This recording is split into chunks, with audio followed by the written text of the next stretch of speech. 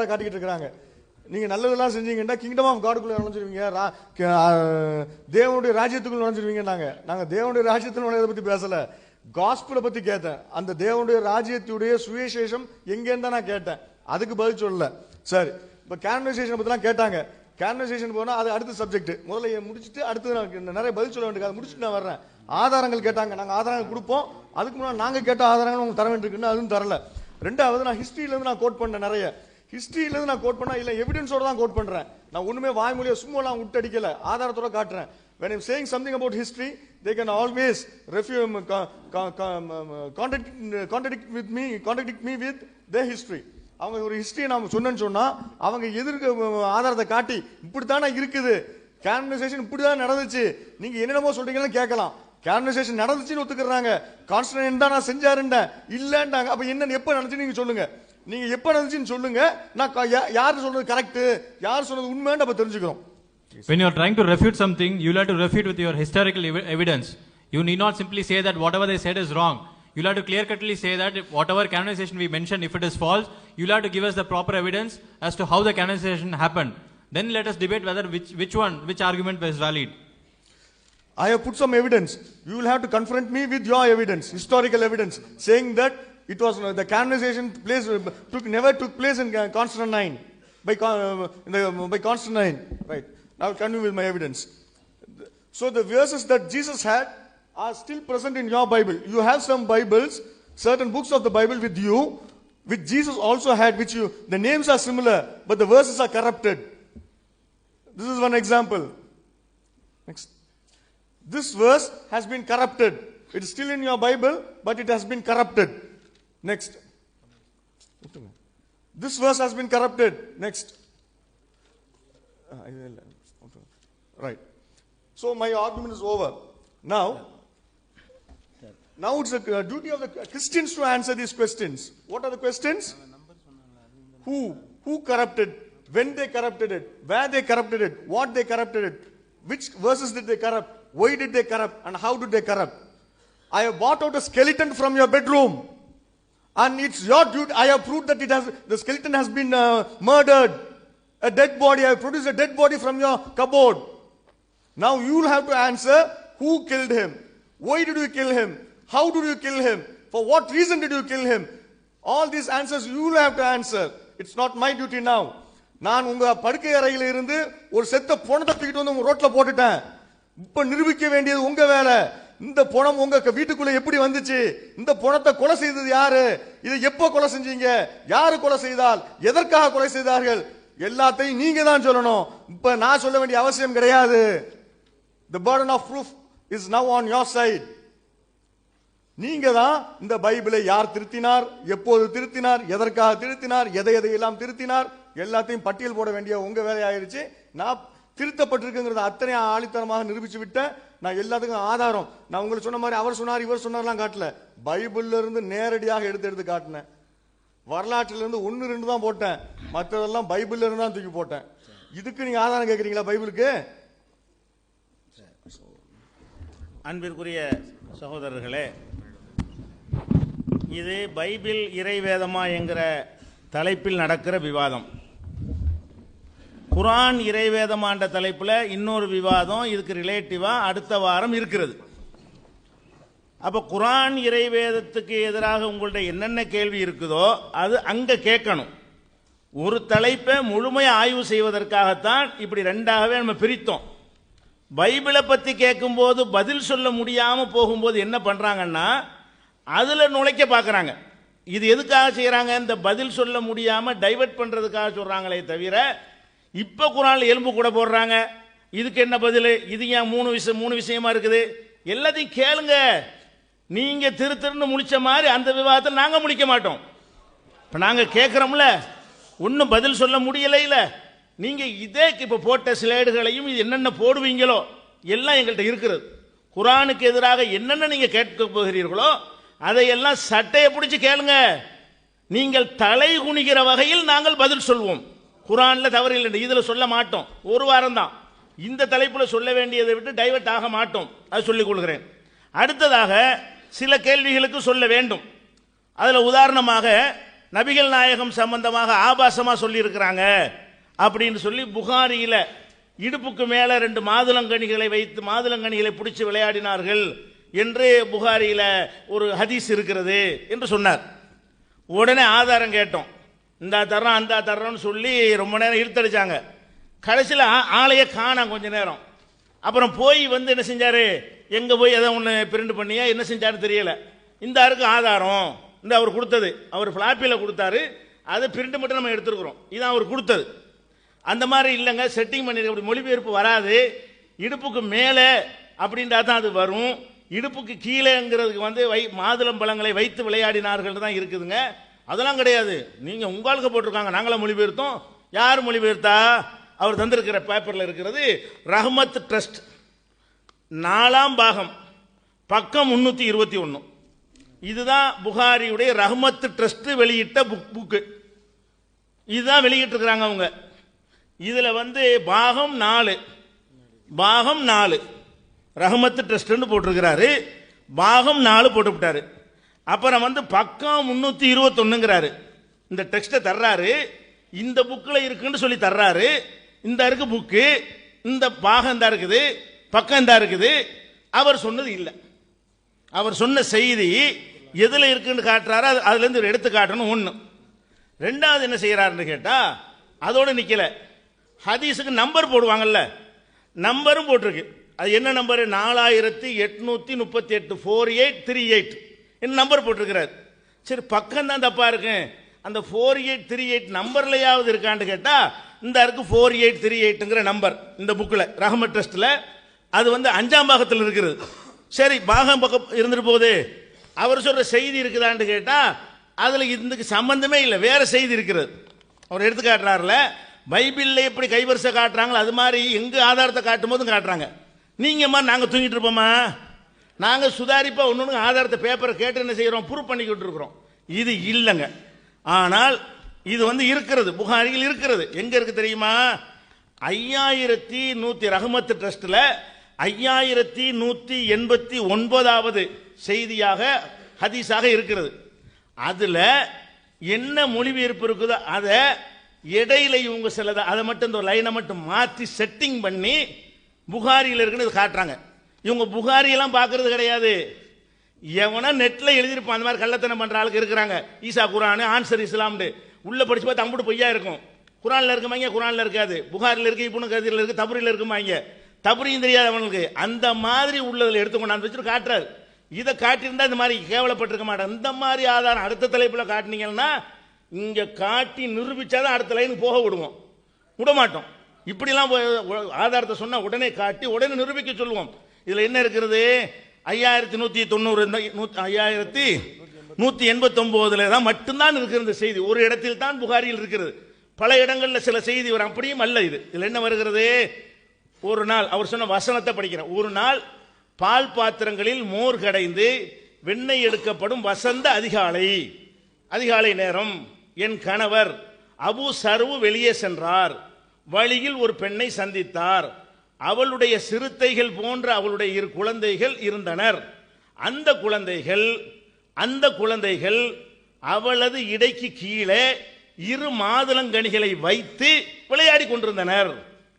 இடுப்பு கீழே 2 மாதுளங்கனின்னு சொல்லல, இடுப்புக்கு மேல சொல்லல, 2 மாதுளங்கனிகளை வைத்து விளையாடி கொண்டிருந்தனர். இவர் கள்ளத்தனம் பண்ணி காட்டியிருக்கிறாரு. அதுல எப்படி போட்டிருக்காரு தெரியுமா? அவர் செஞ்ச வேலையை பாருங்க. புகாரி ரஹ்மத்தில் இப்போ காட்டணும், இல்லாட்டி பகிரங்கமா மன்னிப்பு கேட்க வேண்டும். 4வது எடிஷன்ல இவ்வளவு தவறு செஞ்சதுக்காக வேண்டி அவர் என்ன சொல்றாருன்னு கேட்டா, சிலைடு போட்டிருக்கீங்கல்ல, அவர் என்ன பண்ணியிருக்காரு தெரியுமா? வாசம் இந்த இருக்கு.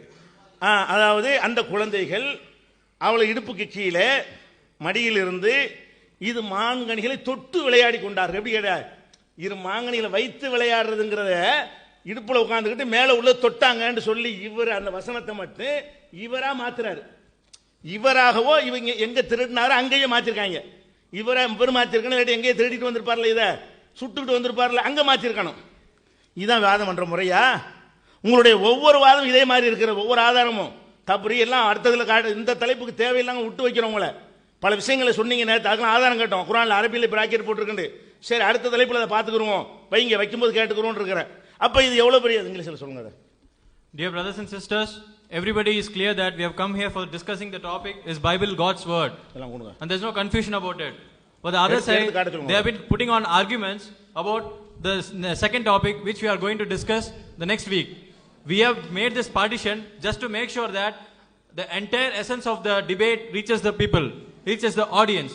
Now, they don't have to quote anything which is respect to the Quran and the verses present in Quran. For that, you ask us whatever question you want, in whatever manner you want.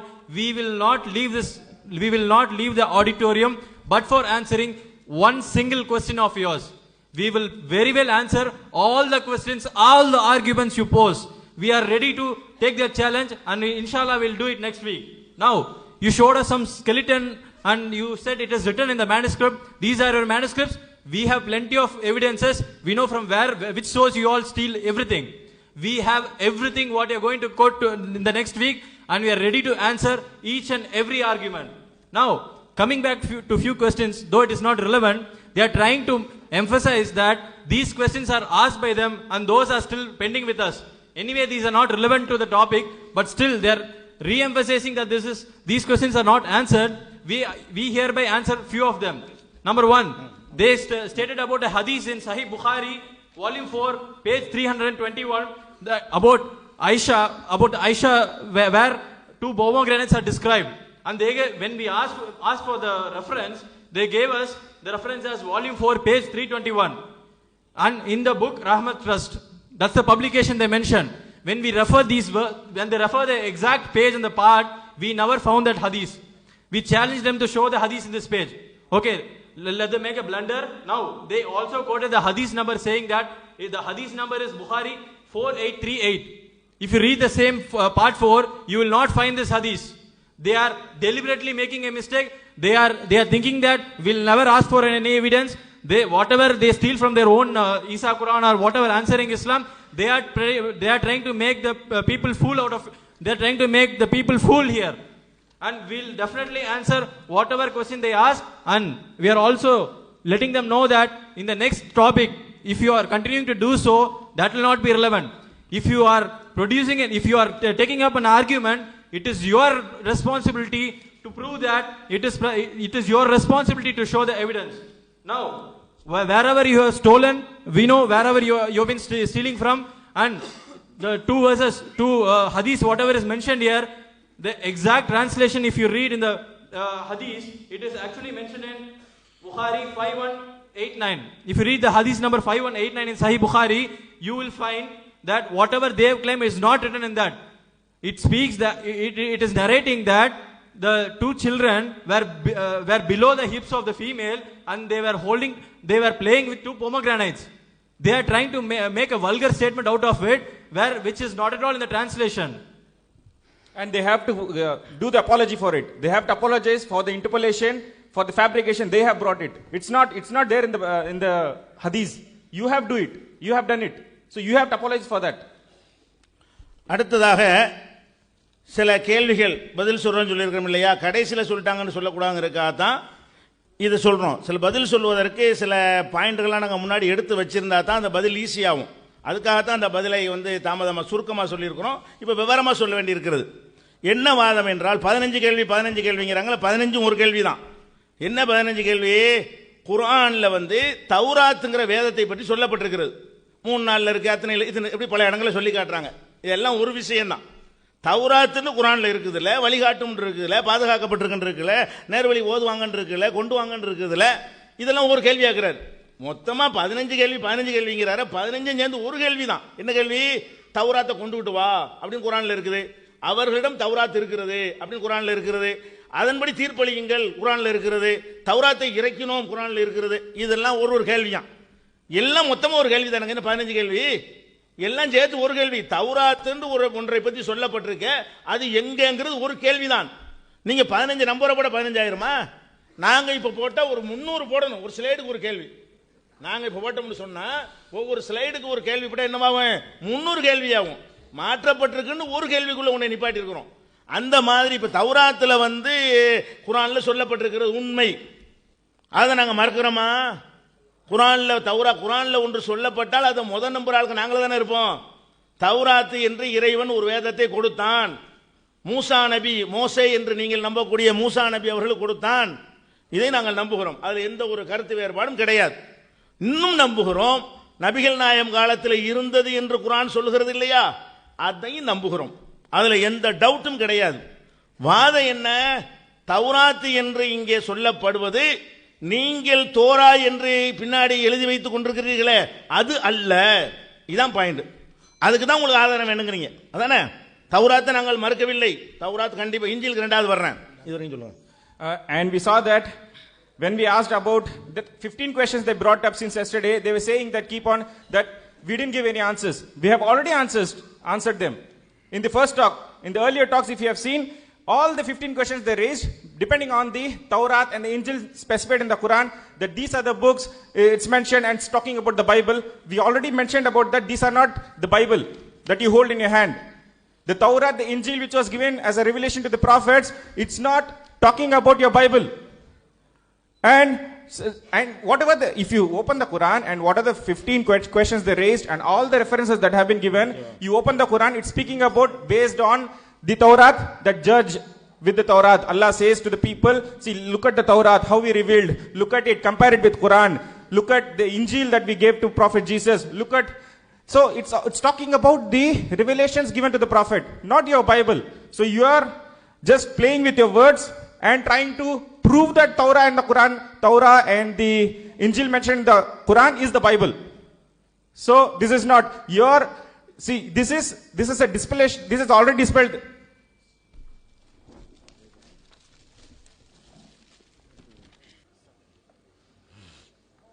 நண்பர்களே, Dear friends, முதல்ல நம்ம ஒன்று புரிஞ்சுக்கணும், இது வந்து விவாதம்.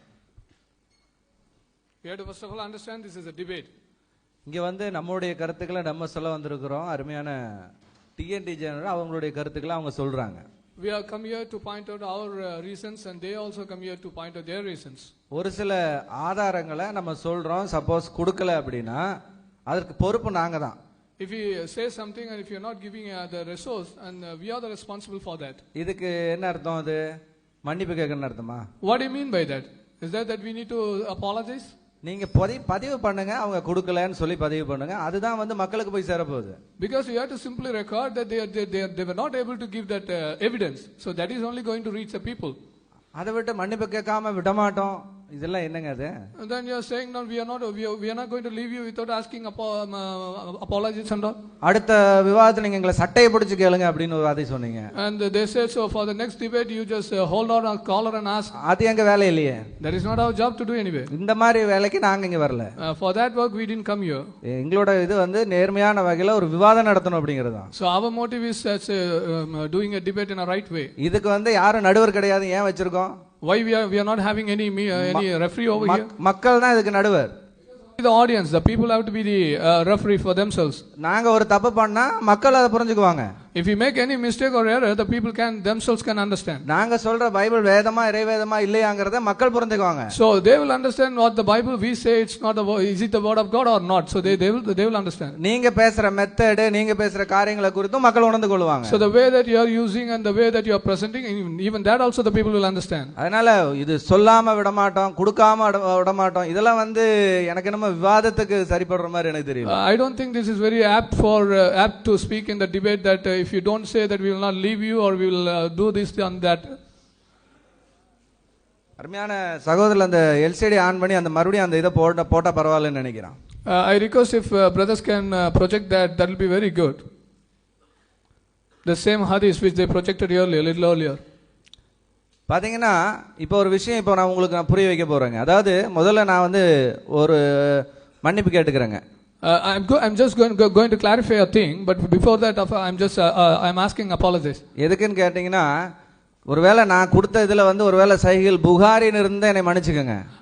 If I have just given the reference, but if it is Sahih al-Bukhari in that evidence, so please forgive me for that. ஆனா இப்ப அதுக்கு பிறகு நீங்க பதிவு வச்ச எல்லாத்துக்கும் நீங்க மன்னிப்பு கேட்கணும்ங்கறத ஒரு முக்கியமான question. But if you, according to your term, that whatever you have said, you need to ask apologies. அவங்க ஏதோ அப்படியே திருத்தி இருப்பாங்க, அந்த மாதிரி வெப்சைட்ல வச்சிருப்பாங்க. என்னங்க லாஜிக் இது? You are using, they might have corrected or they might have stolen, and from where they might have stolen, they might have corrected. So you are using all the terms. சொல்லுங்க, நாங்க ஒரு தப்பு பண்ணா தாராளமா சொல்லுங்க, தப்பே கிடையாது. If we make any error, you just please you simply say மக்கள் மத்தியில பதிவு வைங்க, and you record it before the audience. அது தப்பு கிடையாது. There is no fault with that. ஆனா உங்க மெத்தட் இதுலயே நீங்க காமிச்சது தான் பெரிய தப்பு. But showing your same method in this also, that is what the biggest error. பாருங்க, அந்த ஹதீஸ் என்னவா இருக்குன்றதை நீங்களே பாருங்க. You by yourself see what is that hadith. On the project on menu. அந்த ஹதீஸ் நான் சொன்ன மாதிரி தான் இருக்குங்க. நான் ஏதோ உங்களுக்கு கூட்டலோ கழித்தலோ எதுவுமே நான் சொல்ல கிடையாதுங்க. I didn't just add or I didn't subtract anything with that hadith. The hadith is the same way which I said. நான் என்ன சொன்னனோ, அந்த குழந்தைகள் அவளது இடுப்புக்கு கீழே பிராக்கெட்ல மடியில் இருந்து இரு மாதுளங்கனிகளையும் தொட்டு விளையாடி கொண்டிருந்தனர். இப்படி தான் இருக்கு அந்த ஹதீஸ். The same hadith says, as I was said, that though the children were touching that pomegranates and playing, you can see. அப்ப இத்தனை நேரம் நீங்க சொன்ன வார்த்தை என்ன ஆகிறது? So far you've been talking for that with all your words. So what are the words will count today now? அப்ப நீங்க உபயோகிக்கிற வார்த்தைகள் நீங்க வந்து ஒரு நிமிஷம் யோசிச்சு பார்க்கணும், என்ன மெத்தட்ல நம்ம யூஸ் பண்றோம் அப்படிங்கறத நீங்க திங்க் பண்ணுங்க. When you use some words, you first of all understand or what way, in what sense that you're using all those words. பாருங்க, இரு மாதுளம்பழங்களை தொட்டு விளையாடி கொண்டிருந்தனர், அப்படிதான் இருக்கு அந்த ஹதீஸ்ல. The same thing is there. The children were actually touching that pomegranates. சரி, இது எந்த ஹதீஸ்ல எந்த வெப்சைட்ல இருந்து எடுத்துட்டு வந்தீங்க அப்படின்னு கேட்டாரு. நான் எந்த வெப்சைட்லயும் எடுக்கலங்க, ஆன்லைன் PJ வெப்சைட்ல இருந்து தாங்க எடுத்தேன். They were asking from which website that you've been taking. I've taken from it online PJ website. பாருங்க, இதாங்க வெப்சைட். இதோட ஹெட்டிங் பாருங்க. இது வந்து நான் ஆன்லைன்ல சேவ் பண்ணதுனால இப்படி இருக்குங்க. இந்த வெப்சைட்ல இருந்து தான் நான் இந்த ஹதீஸை டவுன்லோட் பண்ணிருக்கேன், வேற எங்க இருந்து நான் டவுன்லோட் பண்ண கிடையாது. So I've just saved from the online PJ websites. I've taken it from the online PJ website. ஒரு விஷயத்தை நாங்க சொல்லும் பொழுது தவறா இருந்தா நீங்க தாராளமா மக்கள் மத்தியில பதிவுங்க, அதை பத்தி எங்களுக்கு பிரச்சனை கிடையாது. When we just record something, if it is any error, you also record. We have no problem with that. எங்களை பத்தி நீங்க தவறா சொன்ன எல்லா காரியத்துக்கும் நீங்க மன்னிப்பு கேட்க வேண்டிய வரும். நாங்க எந்த விதத்திலையும் அதை மாத்த கிடையாது. We didn't change it all in any way. So whatever you said, you have to apologize for that. எந்த புத்தகத்துல நீங்க சொன்னீங்களோ, எந்த வெப்சைட்டை பத்தி சொன்னா உங்க வெப்சைட்ல இருந்து நான் எடுத்துக்கிறேன், ஆன்லைன் PJ வெப்சைட்ல இருந்து எடுத்துக்கிறேன். You've been asking for what website that we took. We took it from online PJ website. நீங்க அந்த இது வந்து ரஹமத் ட்ரஸ்ட்ல இருந்து எடுத்தீங்களா எனக்கு தெரியாது. சேம் வேர்ட் ரஹமத் ட்ரஸ்ட்ல இருக்கு 321வது பக்கத்துல. ஒருவேளை I don't know whether you took it from Rahmat Trust or not, but the same word is that in the Rahmat Trust. நான் சொல்லும் பொழுது ஒருவேளை உங்களுக்கு எழுதி கொடுக்கும்போது சஹீஹ் புகாரின்னு எழுதி கொடுத்திருக்கலாம். Maybe I have written and given you Sahih al-Bukhari. ஆனா நாங்க எதையுமே மாத்த கிடையாது. But we didn't change anything. இது போல தான் நீங்க உங்களுடைய விவாதங்களை எடுத்து வைக்கிறீங்க.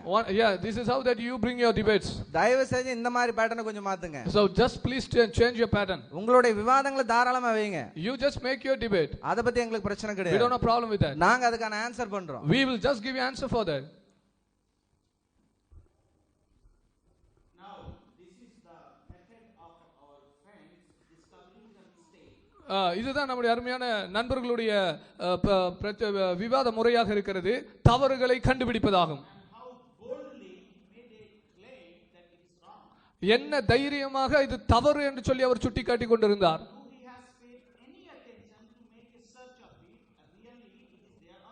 அவர்களுக்கு இது வந்து உண்மையில் அங்க இருக்குதா இல்லையாங்கிறத பற்றி ஒரு ஆய்வு செய்யணுங்கிறதான எந்த விதமான ஒரு எண்ணம் இருந்ததா? ஒருவேளை அந்த ரெஃபரன்ஸ் கொடுக்கப்பட்டது தவறா அல்லது சரியாக இருந்திருக்கலாம்.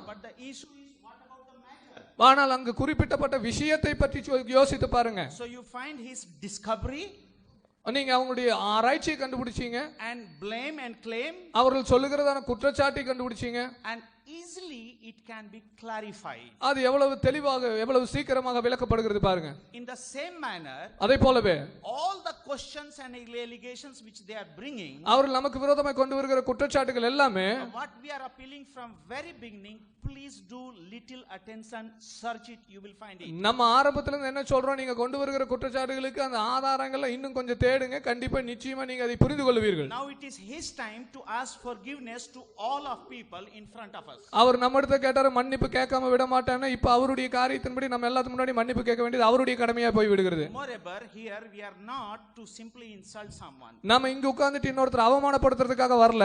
We are here to respect and educate people. நம்ம ஒவ்வொருத்துக்கும் மரியாதை கொடுத்து நம்ம கற்றுக்கொண்ட காரியங்களை கற்றுக் கொடுப்பதற்காக வந்திருக்கிறோம். With the loving tone. அதே அன்பான குரலிலே தான். Friendly tone. Yes, நட்பு ரீதியிலே. Now my friend has also brought some of the allegations. என்னுடைய நண்பர் சில குற்றச்சாட்டுகளை கொண்டு வந்தார். He says all the answers we have given. நாம் எல்லா பதிலையும் நாங்க கொடுத்துட்டோம். And the answer is that this Torah is not the real Torah. நாங்க கொடுத்த பதிலின்படி